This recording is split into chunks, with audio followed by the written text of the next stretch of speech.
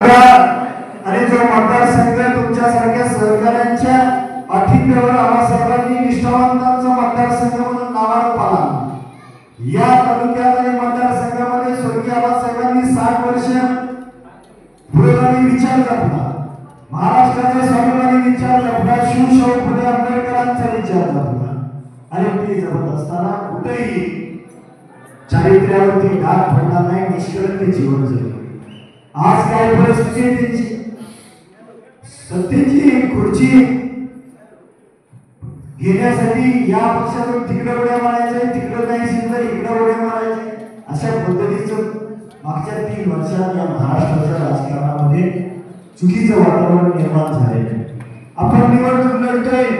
ज्या माणसाने 7 वर्ष निष्ठा जपली, ती निष्ठा वंतांचा मतदारसंघ म्हणून नावाला पडला, त्या निष्ठेसाठी आपण लढतोय. स्वाभिमानी विचार जपला पाहिजे. शिवशाहू फुले आंबेडकरांचा महाराष्ट्राचा स्वाभिमानी विचार जपला पाहिजे. याच्यासाठी आपण निवडणूक.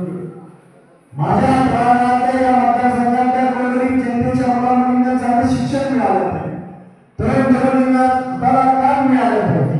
याच्यासाठी आपण या भागातल्या शेतकऱ्यांना वेळ पाणी मिळालं पाहिजे, शेतीमालाला भाव मिळाला पाहिजे, दुधाला भाव मिळाला पाहिजे. याच्यासाठी आपण निवडणूक लढू. NRPCचं पाणी असेल, उजनीचं पाणी असेल, वेळेत मिळालं पाहिजे. मागच्या 5 वर्षात आपल्या शेतकऱ्यांना या भागातले पाणी देऊ शकले नाही. जो शेतकऱ्यांचा आत्महत्येचा प्रश्न असतो, उभी पिकं जळून गेली, पण यांच्या त्या काळजाला पाजर फुटला नाही. अशा दगडाच्या काळजाची दोघंचे दोघं नेते मंडळी.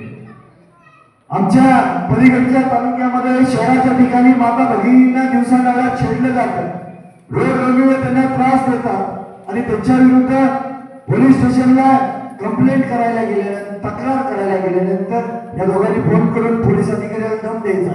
माझे कार्यकर्ते कदापि त्यांच्यावर कारवाई होता कामा नये. अरे बाबांनो, आज कुणाच्या तर माता भगिनींना त्रास दिला जातो, छेडलं जातं, उद्या आपल्या घरातल्या माता भगिनींना छेडलं जाईल. ही परिस्थिती निर्माण होण्याची शक्यता आहे. स्वर्गीय आबासाहेबांच्या 60 वर्षाच्या काळामध्ये पडगावरून रात्री अपरात्री महिला बस स्टँडला किंवा रेल्वे स्टेशनला उतरायच्या, चालत बिन धडक आपल्या घरी जायच्या. आज दिवसा ढवळ्या त्यांच्या सुरक्षितेचा प्रश्न निर्माण झाला.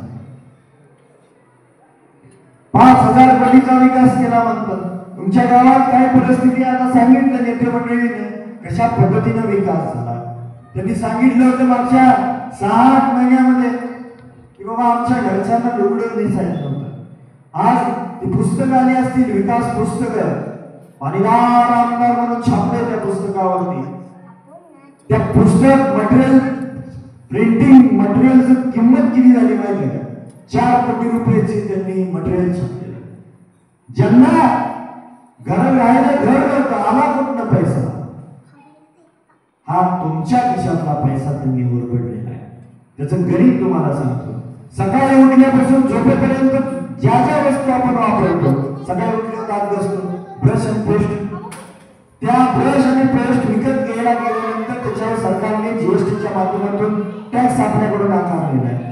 ज्या ज्या गोष्टी आपण दिवसभरात वापरतो त्या त्या गोष्टीवरती टॅक्स लावलेला आहे. तो आपल्या खिशातला पैसा सरकारकडे जातो. सरकारकडून निधीच्या माध्यमातून आपल्याला परत वापस मतदारसंघामध्ये येतो आणि हाच पैसा त्यांनी टक्केवारीच्या माध्यमातून आपल्या खिशात वळवलेला आहे. निश्चितपणे यांना त्यांची जागा दाखवण्याची वेळ आलेली आहे.